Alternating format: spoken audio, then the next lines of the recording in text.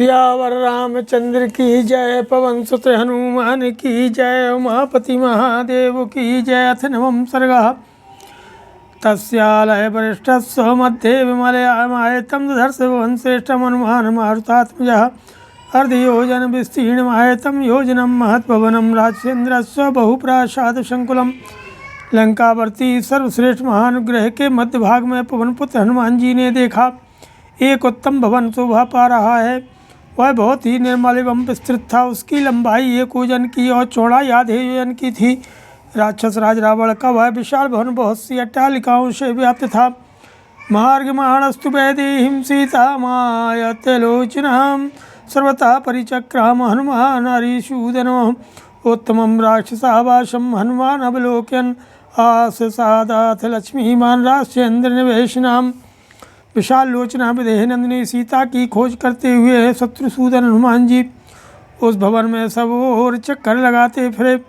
बल वैभव से संपन्न हनुमान राक्षसों के उस उत्तम आवास का अवलोकन करते हुए एक ऐसे सुंदर गृह में जा पहुँचे जो राक्षस राज रावण का निजी निवास स्थान था।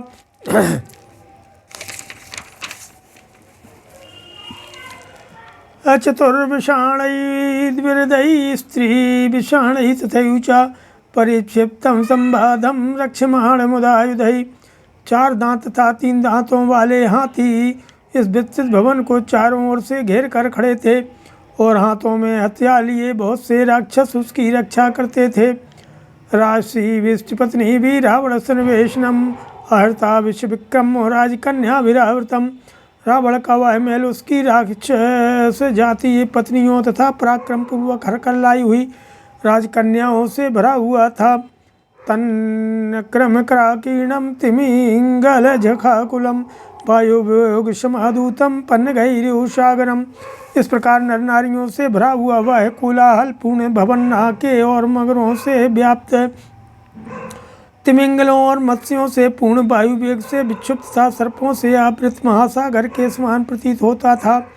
या ही वै श्रमणे लक्ष्मी या चंद्रे हरिवाहिनी सारा बड़ गृह रम्या नित्यमेवान पायनी। जो लक्ष्मी कुबेर चंद्रमा और इंद्र कहे यहाँ निवास करती हैं वे ही और भी सुरम्य रूप से रावण के घर में नित्य ही निश्चल होकर रहती थीं।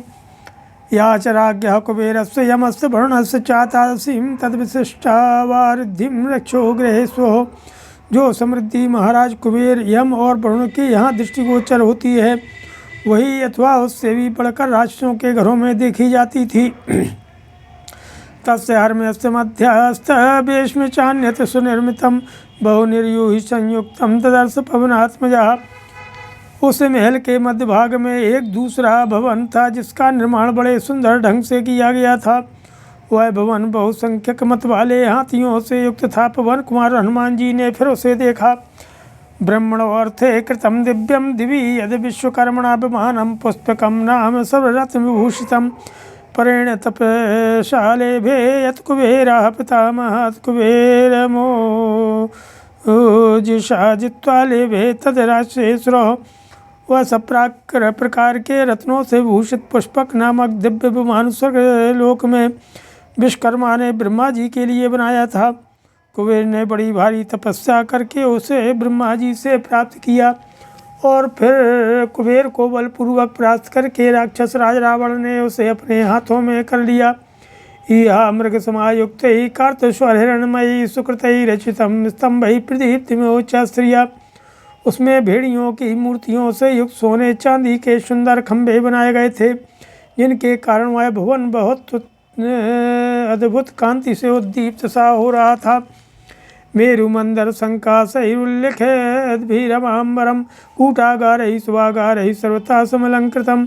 उसमें सुमेरु और मंदराचल के समान ऊंचे अनेकानेक गुप्त ग्रह और मंगल भवन बने थे जो अपनी ऊंचाई में आकाश में रेखा से खींचते हुए जान पड़ते थे।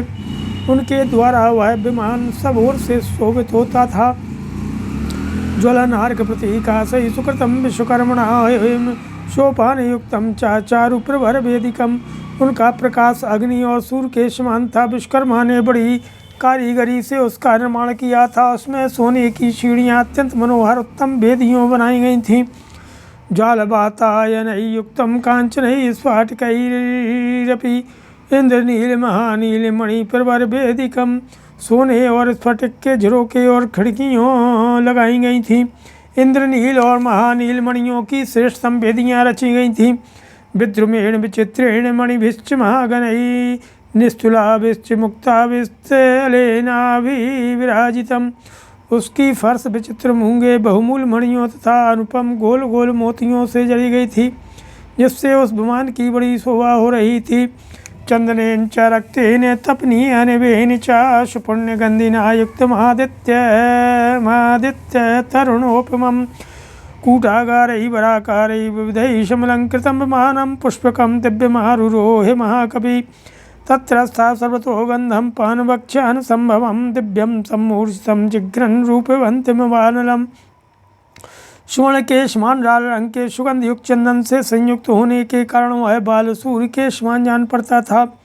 महाकपि हनुमान जी उस दिव्य पुष्पक विमान पर चढ़ गए, जो नाना प्रकार के सुंदर कूटागारों से अलंकृत था। वहाँ बैठकर वे सब और फैली हुई नाना प्रकार के पेय भक्ष्य और अन्य की दिव्य गंध सूंघने लगे। वह गंध मूर्तिमान पवन सी प्रतीत होती थी। सगंधस्तम महासत्तम बंधुर्बंधुविभोत्तमं येहित्युवाचे वो तत्र यत्र सरावणः। जैसे कोई बंधु बांधव अपने उत्तम बंधु को अपने पास बुलाता है, उसी प्रकार वह सुगंध महाबली हनुमान जी को मानो यह कहकर कि इधर चले जाओ, वहाँ रावण था, वहाँ बुला रही थी। ततस्तां प्रस्तुता शालां ततस् महतीं शिवां रावणस्य महाक्रांतां मकांतामेव स्त्रियम्। इसके बाद हनुमान जी उस ओर प्रस्तुत हुए। आगे बढ़ने पर उन्होंने एक बहुत बड़ी हवेली देखी, जो बहुत ही सुंदर और सुखद थी। वह हवेली रावण को बहुत ही प्रिय थी, ठीक वैसे ही जैसे पति को कांतिमयी सुंदरी पत्नी अधिक प्रिय होती है। मणिशोपान विकृतां हेमजाल विराजितां स्फाटिकैरावृततलां बन्तान्तरित्यकूपिकां मुक्त्रा वज्रप्रभालैश्च रूप्यव्यामीकरैरपि। उसमें मणियों की सीढ़ियाँ बनी थीं और सोने के खिड़कियाँ उसकी शोभा बढ़ाती थीं। उसकी फर्श स्फटिक मणि से बनाई गई थी, जहाँ बीच बीच में हाथी के दांत के द्वारा विभिन्न प्रकार की आकृतियाँ बनी हुई थीं। मोती, हीरे, मूंगे, चांदी और सोने के द्वारा भी उसमें अनेक प्रकार के आकार अंकित किए गए थे। विभूषितां मणिस्तंभैः शुभस्तंभनभूषितां समैर्ऋजुभिरत्युच्चैः समन्तात् सुविभूषितैः। मणियों के बने हुए बहुत से खंभे, जो समान सीधे बहुत ही ऊंचे और सब ओर से विभूषित थे, आभूषण की भांति उस हवेली की शोभा बढ़ा रहे थे। स्तंभैः पक्षैर्वात्युच्चैः दिवं संप्रस्थितामिव महत्या कुथयास्तीर्णां पृथ्वी लक्षणाङ्कया। पृथ्वीमेव विस्तीर्णं सराष्ट्रग्रहशालिनीं नादितां मत्तविहगैः दिव्यगन्धाधिवासिताम्। अपने अत्यंत ऊंचे स्तंभ रूपी पंखों से मानो वह आकाश को उड़ती हुई सी जान पड़ती थी। उसके भीतर पृथ्वी के वन पर्वत आदि चिन्हों से अंकित एक बहुत बड़ा कालीन बिछा हुआ था। राष्ट्र और ग्रह आदि के चित्रों से शोभित वह शाला पृथ्वी के समान विस्तीर्ण जान पड़ती थी। वहाँ मतवाले विहंगमों के कलरव गूंजते रहते थे, ता वह दिव्य सुगंध से सुभाषित थी। परार्घ्यास्तरणोपेतं रक्षोदीपनिसेवितं धूम्रां गुरुधूपेन विमलां हंसपाण्डुरां। उस हवेली में बहुमूल बिछोने बिछे हुए थे तथा स्वयं राक्षस राज रावण उसमें निवास करता था। वह अगुरु नामक धूप के धुएं से धूमिल दिखाई देती थी, किंतु वास्तव में हंस के समान श्वेत एवं निर्मल थी। पत्र पुष्पोपहारेण कलमासीमो सुप्रभां मनसो मोद जननीं वर्णस्यापि प्रसादिनीं। पत्र पुष्प के उपहार से वह शाला चितकबरी सी जान पड़ती थी, अथवा वशिष्ठ मुनि की सबला गौ की भांति संपूर्ण कामनाओं की देने वाली थी। उसकी कांति बड़ी ही सुंदर थी। वह मन को आनंद देने वाली, शोभा को भी शोभित करने वाली थी। ताम शोकनाशिनीं दिव्यां श्रिया संजननीमिमो इंद्रियाणि इंद्रियार्थैस्तु पंच विरुत्तमयी तर्पयामास्माते वो तथा रावण पालिता। वह दिव्यशाला शोक का नाश करने वाली तथा संपत्ति की जननी सी जान पड़ती थी। हनुमान जी ने उसे देखा। उस रावण पालित शाला ने उस समय माता की भांति शब्द स्पर्श आदि 5 विषयों से हनुमान जी की श्रोत्र आदि 5 इंद्रियों को तृप्त कर दिया। स्वर्गोयम लोकोयम इंद्रियस्यापि पुरी भवेत् सिद्धिर्वेयम पराहि स्यादित्यमन्यत मारुति।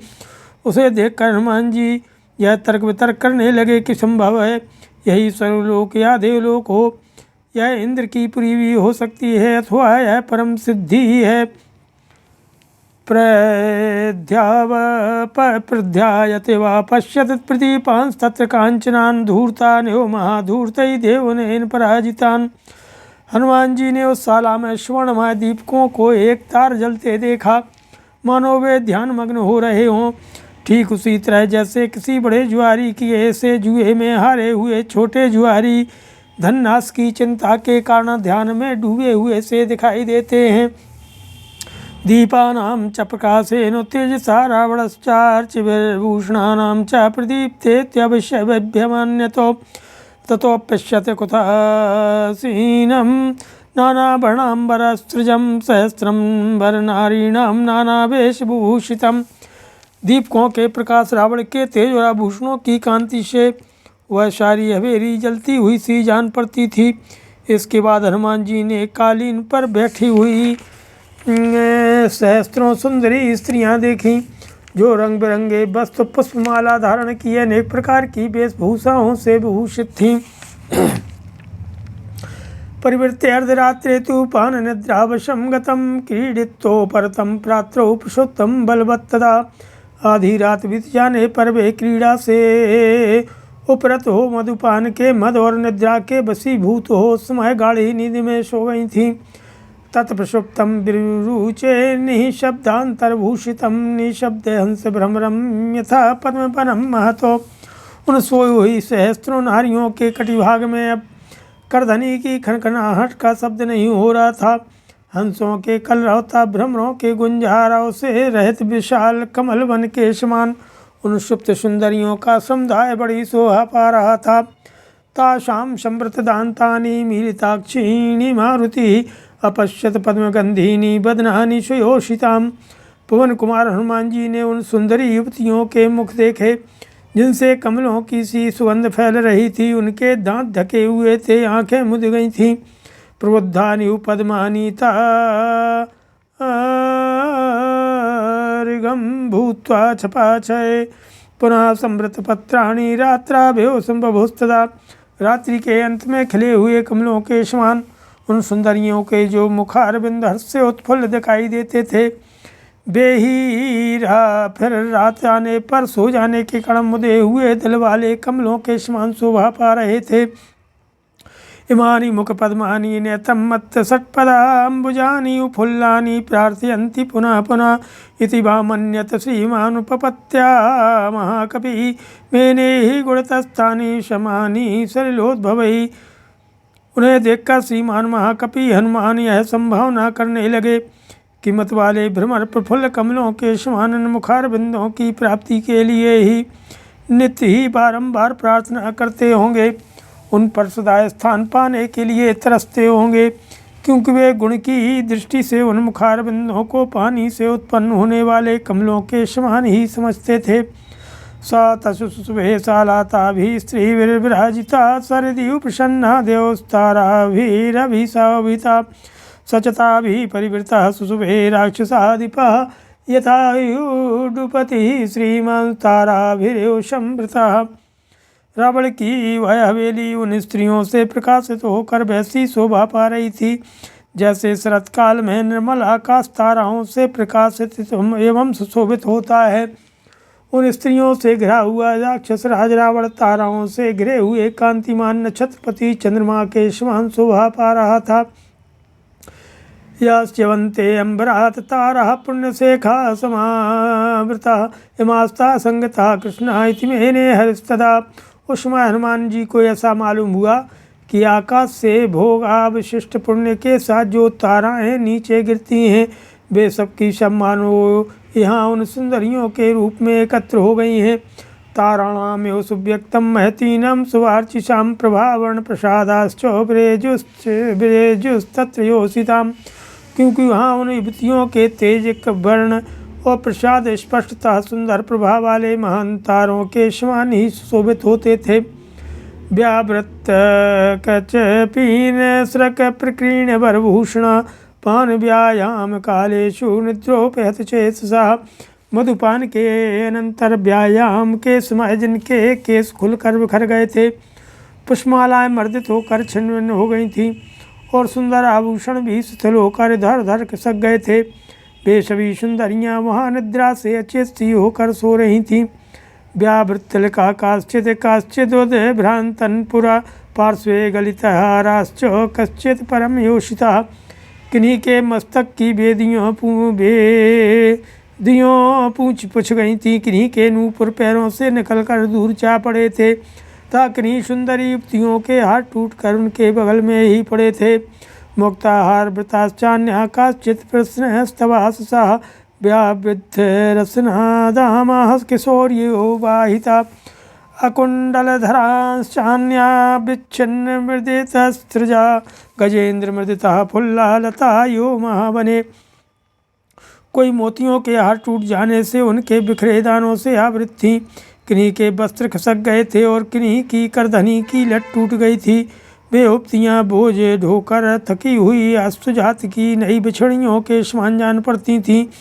किन्हीं के कानों के कुंडल गिर गए थे, किन्हीं के पुष्पमालाएं मछली जाकर छिन्न भिन्न हो गई थीं। इससे वे महान वन में गजराज द्वारा दली मली गई फूली लताओं के समान प्रतीत होती थीं।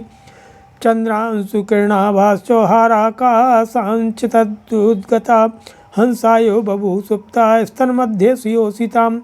किन्हीं के चंद्रमा और सूर्य की किरणों के समान प्रकाशमान हार उनके वक्षस्थल पर पड़कर उभे हुए प्रतीत होते थे। वे उन युवतियों के स्तनमंडल पर ऐसे जान पड़ते थे मानो वहाँ हंस सो रहे हों। अपरासाम च वैदूर्यः कादम्बायो पक्षिणा हेम सूत्राणि चान्यासम चक्रवाकाय भवन। दूसरी स्त्रियों के स्तनों पर नीलम के हार पड़े थे, जो कादम्ब नामक पक्षी के समान शोभा पाते थे, तथा अन्य स्त्रियों के ओरोजों पर जो सोने के हार थे, वे चक्रवाक नामक पक्षियों के समान जान पड़ते थे। हंस कारंडवोपेता चक्रवाकोपशोभिता आप गायो तारे जुर जघनई पुलनईरिवो। इस प्रकार वे हंस कारंडव तथा चक्रवाकों से शोभित नदियों के समान शोभा पाती थीं। उनके जगन प्रदेश उन नदियों के तटों के समान जान पड़ते थे। किंकणी जाल शंका शास्ता हेम विपुलाम्बुजा भावग्राहा यशस्तीरा सुप्ता नद्य बाम्बुभी। वे सोई हुई सुंदरियाँ वहाँ सरिताओं के समान शोभित होती थीं। किंकणियों के समूह ही उनमें मुकुल के समान प्रतीत होते थे। सोने के विभिन्न आभूषण ही वहाँ बहुसंख्यक स्वर्ण कमलों की शोभा धारण करते थे। भाव ही मानो ग्राह्य थे तथा यश ही तट के समान जान पड़ते थे। मृदुस्वंगेषु कासांचित कोचाग्रेषु च संस्थिता बभूवुर्भूषणानि वो शुभ्राभूषण राजया। किन्हीं सुंदरियों के कोमल अंगों में तथा कुछों के अग्रभाग पर उभरी हुई आभूषणों की सुंदर रेखाएं नए गहनों के समान ही शोभा पाती थीं। अंशुकांतास्काशांश्चिन् मुखमारुत कंपिता पर्युपरि वक्त्राणां व्याधूयन्ते पुनः पुनः तापताकाय बोद्धूता पत्नीनां रुचिरा प्रभा नाना वर्ण सुवर्णानां वक्त्रमूले सुजे जिरे। किन्हीं के मुख पर पड़े हुए उनकी झीनी साड़ी के अंचल उनकी नासिका से निकली हुई सांस से कंपित हो बारंबार हिल रहे थे। नाना प्रकार के सुंदर रूप रंग वाली उन रावण पत्नियों के मुखों पर हिलते हुए वे अंचल सुंदर कांति वाली फहराती हुई पताकाओं के समान शोभा पा रहे थे। बबलगुश्चात्र काशांचित कुंडलानि सुवार्चिकां मुखमारुत कंपैर्मंदम मंदम चयोसिताम। वहाँ किन्हीं किन्हीं सुंदर कांतिमती कामनियों के कानों के कुंडल उनके निश्वास जनित कंपन से धीरे धीरे हिल रहे थे। शर्करा सौगंधा सा प्रकृत्या सुरभि सुखाताशां बदन निश्वासार्षके वे रावणं तदा। उन सुंदरियों के मुख से निकली हुई स्वभाव से ही सुगंधित श्वास वायु शर्करा निर्मित यासव की मनोहर गंध से युक्त हो और भी सुखद बनकर उस समय रावण की सेवा करती थीं। रावणानन शंकाश्चौकाश्चिद रावणयोषितः मुखानि च सपत्नीनामुपाजिघ्रन् पुनः पुनः। रावण की कितनी ही तरुणी पत्नियां रावण का ही सुख समझकर बारंबार अपनी सौतों के ही मुखों को सूंघ रही थीं। अत्यर्थम शक्तिमनसो रावणे तावरस्त्रियः अस्वतंत्रः सपत्नीनां प्रियमेवाचरन् सदा। उन सुंदरियों का मन रावण में अत्यंत आसक्त था, इसलिए वे आसक्ति तथा मदिरा के मद से परवश होकर के उस समय रावण के मुख के भ्रम से अपने सौतों का मुख सूंघ कर उनका प्रिय ही करती थीं। अर्थात वे भी उस समय अपने मुख संलग्न हुए उन सौतों के मुखों को रावण का ही मुख समझकर उसे सूंघने का सुख उठाती थीं। बाहूनुपनिधायान्यः परिहारिभूषितान् सुखानि च रम्याणि प्रमदास्तत्र स्थिरे। अन्य मदमत युक्तियाँ अपने बल युक्त विभूषित भुजाओं का ही तकिया लगा करता कोई कोई सिर के नीचे अपने सुरम्य वस्त्रों को ही रखकर वहाँ सो रही थीं। अन्या वक्षसि चान्यस्यास्तस्या काचित् पुनर्भुजम् अपरा त्वङ्कमन्यस्यास्तस्याश्चाप्यतपरा कुचौ ऊरू पार्श्वकटी पृष्ठमन्योन्यस्य समाश्रिता परस्परनिविष्टाङ्ग्यो मदस्नेहवशानुगा। एक स्त्री दूसरी की छाती पर सिर रखकर सोई थी तो कोई दूसरी स्त्री उसकी भी एक बाएं को ही तकिया बनाकर सो गई थी। इसी तरह एक अन्य स्त्री दूसरी की गोद में सिर रखकर सोई थी तो कोई दूसरी उसके भी कुचों का ही तकिया लगा कर सो गई थी। इस तरह रावण विषयक स्नेह और मदिरा जनित मद के वशीभूत हुई वे सुंदरियाँ एक दूसरे के ऊरू पार्श्वभाग कटी प्रदेश था पृष्ठभाग का सहारा लेकर के आपस में अंगों से अंग मिलाए वहाँ बेसुध पड़ी थी। अन्योन्यस्यांग स्पर्शात् प्रियमाणा सुमध्यमा एकीकृत भुजा सर्वा सुखोपुस्तत्र योषिता। वे सुंदर कटि प्रदेश वाली समस्त युवतियाँ एक दूसरे की अंग स्पर्श को प्रियतम का स्पर्श मानकर उससे मन ही मन आनंद का अनुभव करती हुई परस्पर बाहें से बाहें मिलाए सो रही थीं। अन्योन भुज सूत्रेण स्त्री माला ग्रथिता ईशा महालेव ग्रथिता सूत्रे सुसुवे मत सटपदा। एक दूसरी की बाहुरूपी सूत्र में गुथी हुई काले काले केशों वाली स्त्रियों की वह माला सूत में पिरोई हुई मत वाले भ्रमरों से युक्त पुष्पमाला की भांति शोभा पा रही थी। लतानां माधवे मासी फुल्लानां वायु सेवनात् अन्योन्यमालाग्रस्थं संसक्त कुसुमोच्चयं प्रतिवेष्टित सुस्कन्धमन्योन्य भ्रमराकुलम् आसीद्वनमिवोद्धर्तं स्त्रीवनं रावणस्य ततो। माधव मास बसंत में मलयानिल के सेवन से जैसे खिली हुई लताओं का वन कंपित होता रहता है, उसी प्रकार रावण की स्त्रियों का वह समुदाय निश्वास वायु के चलने से अंचलों के हिलने के कारण कंपित होता सा जान पड़ता था। जैसे लताएं परस्पर मिलकर माला की भांति आबद्ध हो जाती हैं, उनकी सुंदर शाखाएं परस्पर लिपट जाती हैं और इसीलिए उनके पुष्प भी आपस में मिले हुए से प्रतीत होते हैं, सावन पर बैठे हुए भ्रमर भी परस्पर मिल जाते हैं। उसी प्रकार वे सुंदरियाँ एक दूसरे से मिलकर माला की भांति गुथ गई थीं। उनकी भुजाएं और कंधे परस्पर सटे हुए थे, उनकी बेणी में गुथे हुए फूल भी आपस में मिल गए थे तथा उन सबके केश कलाप भी एक दूसरे से जुड़ गए थे। उचितेष्वपि सुव्यक्तं नातासां योषितां तदा विवेका शक्या धातुं भूषणाङ्गाम्बरसृजां। रावणे सुखसंविष्टेता स्त्रियो विविधप्रभा ज्वलन्तः कांचना दीपा प्रेक्षन्तो निमिषाय वो। यद्यपि उन युवतियों के अस्त्र वस्त्र अंग आभूषण और हार उचित स्थानों पर ही प्रतिष्ठित थे, यह बात स्पष्ट दिखाई दे रही थी, फिर भी उन सब के परस्पर गुथ जाने के कारण वह विवेक होना असंभव हो गया था कि कौन वस्त्र आभूषण अंग अथवा हार किसके हैं। रावण के सुखपूर्वक सो जाने पर वहाँ जलते हुए सुवर्णमय प्रदीप उन अनेक प्रकार की कांति वाली कामनियों को मानो एकटक दृष्टि से देख रहे थे। राजर्षि विप्रदैत्यानां गन्धर्वाणां च योषितः रक्षसां चाभवन् कन्यास्तस्य कामवशङ्गतः। राज ऋषियों, ब्रह्म ऋषियों, दैत्यों, गंधर्वों तथा राक्षसों की कन्याएं काम के वशीभूत होकर रावण की पत्नियां बन गई थीं।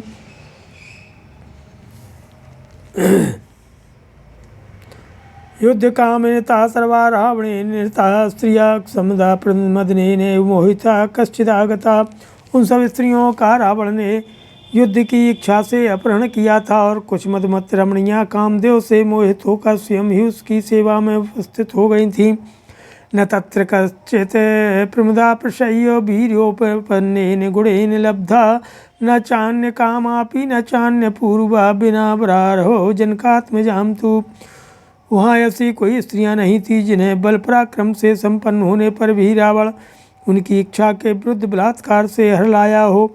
वे सबकी सब उसे अपने अलौकिक गुण से ही उपलब्ध हुई थीं, जो श्रेष्ठतम पुरुषोत्तम श्री रामचंद्र जी के ही योग्य थीं। उन जनक किशोरी सीता को छोड़कर दूसरी कोई ऐसी स्त्री वहाँ नहीं थी जो रावण के सिवा किसी दूसरे की इच्छा रखने वाली हो अथवा जिसका पहले कोई दूसरा पति रहा हो।